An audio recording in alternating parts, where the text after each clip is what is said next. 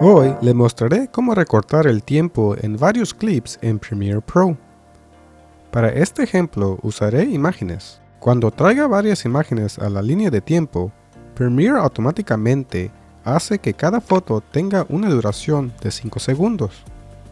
Pero digamos que quieres que las fotos duren menos de 5 segundos. Una opción sería ir y ajustar cada imagen individualmente. Sin embargo, eso se convertiría en una tarea tediosa, especialmente si tienes más de 40 fotos para ajustar.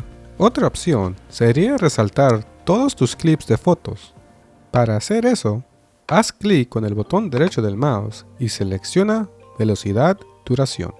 Cambiaré la duración a 1 segundo. Quiero que mis fotos se reproduzcan rápido. Esto se ve bien. Presionaré Aceptar. Los clips se han vuelto más cortos. Sin embargo, ahora hay un gran espacio entre cada foto. Tendría que mover manualmente cada clip uno al lado del otro para que se reproduzca de forma consecutiva.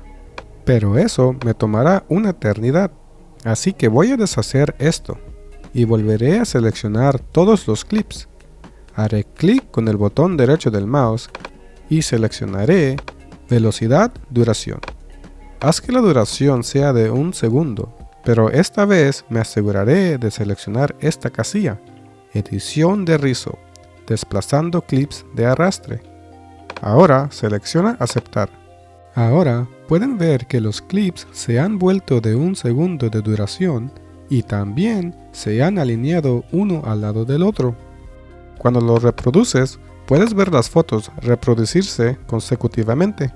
Si te ha resultado útil este video, déjame un like y suscríbete.